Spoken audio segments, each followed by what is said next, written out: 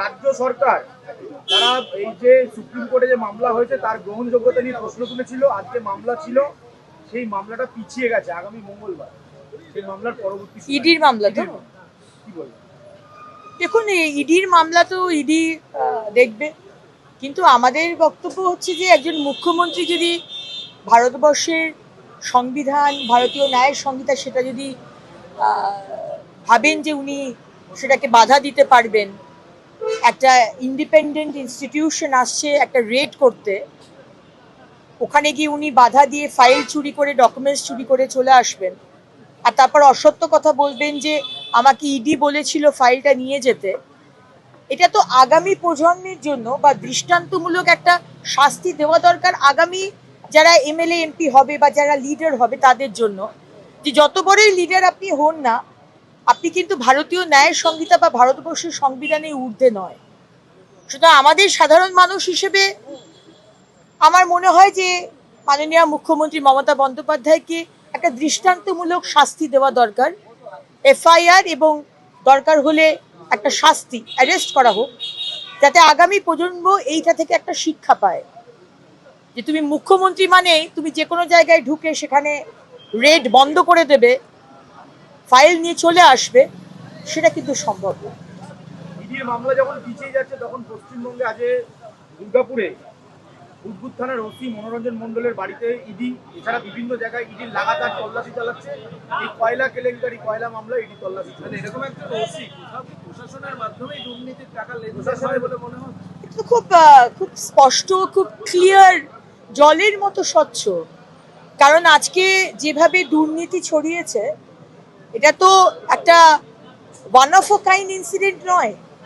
আজকে যে ধরনের চুরি করেছে তৃণমূল, শিক্ষাতে বলুন, স্বাস্থ্যতে বলুন, চাকরি বিষয়ে বলুন, সব জায়গাতে, সেখানে পুলিশ এবং প্রশাসন all are hand in gloves.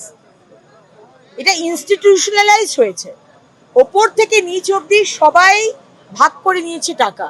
সুতরাং থানার ওসিও যে টাকা নিয়েছে সেটা তো অবাক হওয়ার কিছু নেই, দে আর কমপ্লিটলি ইনভলভ।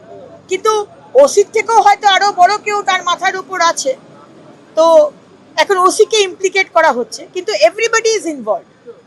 এক দুজন ছাড়া মানে আপনি তৃণমূল মানেই হচ্ছে চোর, যে কথাটা আমরা বলি, এভরিবডি ইজ ইনভলভ।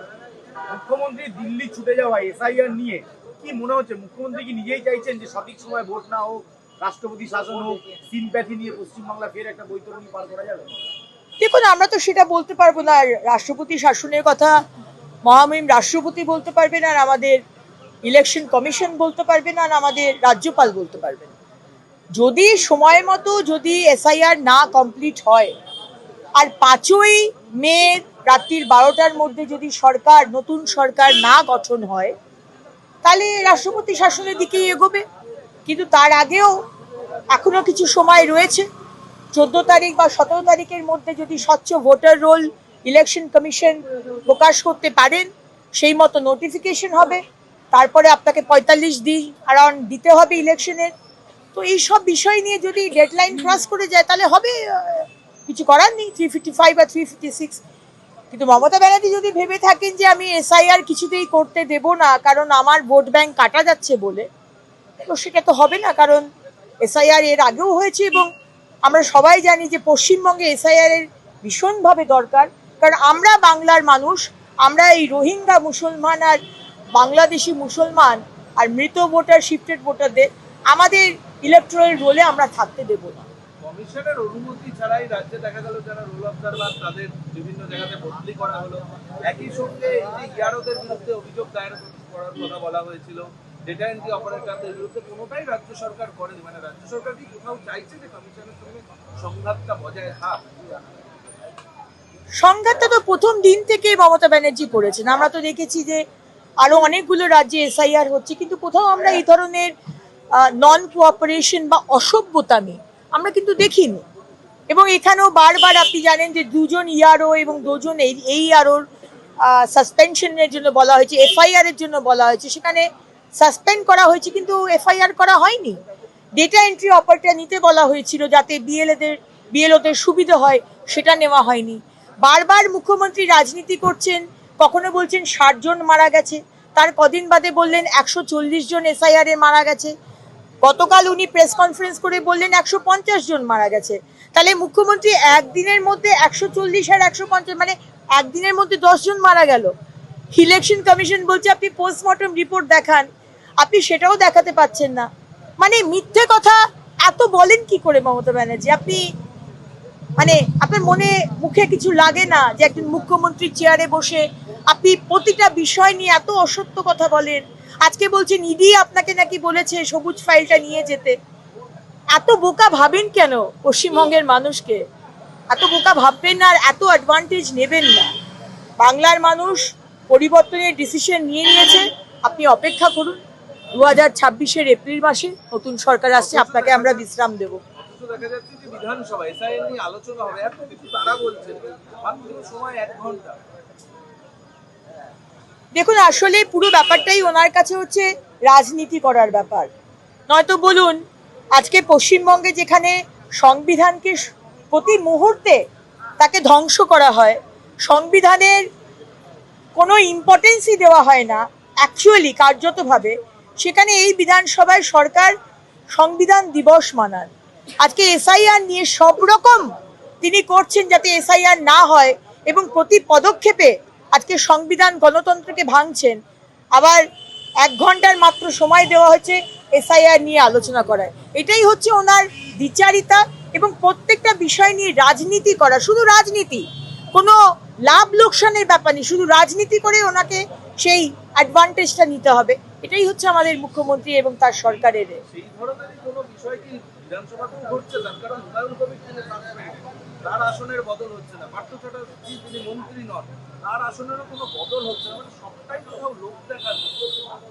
দেখুন, হুমায়ুন কবির যে আমার কলিগ বিধায়ক, তিনি যে মুখ্যমন্ত্রীর এক গুটি হয়ে খেলছেন সেটা তো আমরা বাংলার মানুষ সবই বুঝতে পারছি।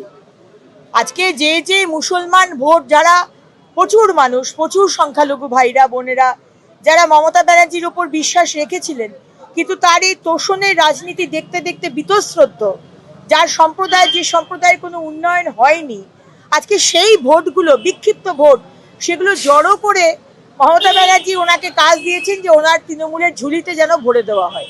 তো উনি যে তৃণমূলের বি টিম হয়ে কাজ করছে, এটা তো খুব স্বাভাবিক। সুরজিৎ সর্দার আপনার এক ভোটার, তাকে নিয়ে গেছেন মুখ্যমন্ত্রী দিল্লিতে, কিন্তু ওখানকার লোকাল অভিযোগ হচ্ছে সুরজিৎ সরকারের নাম ইচ্ছাকৃতভাবে বিএলও বাদ দিয়েছে, সাজিয়ে গুছিয়ে লোক নিয়ে দিল্লিতে যাচ্ছে মমতা বন্দ্যোপাধ্যায়।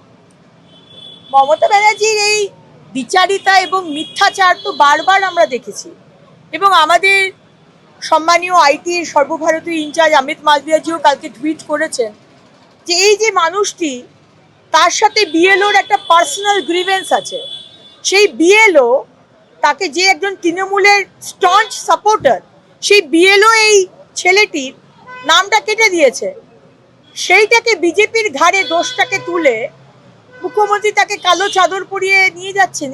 এই বিচারিতা, এই মানে এগুলো সহ্য করা যাচ্ছে না, এগুলো নেওয়া যাচ্ছে না। ওনার যে মিথ্যাচার, এগুলো আর নেওয়া যাচ্ছে না আর কি। এবং বাংলার মানুষ এই কারণেই ডিসিশন নিয়ে নেওয়া হয়েছে যে এই সরকার আর না, এই তৃণমূল আর নয়। মুখ্যমন্ত্রী কাল বলেছেন বঙ্গভবনে ঘরে ঢুকে ঢুকে নাকি পুলিশ সার্চ করেছে। তাহলে আমাদের ক্যামেরা, আমাদের ফুটেজ দেখান, এত ক্যামেরা, এত আপনারা ফুটেজ দেখান। শুধু বললে তো হবে না মমতা ব্যানার্জি। পুলিশ, দিল্লি পুলিশ ঢুকে বঙ্গভবনে সার্চ করেছে, আপনি ফুটেজ দেখান, তাহলে আমরা বিশ্বাস করব।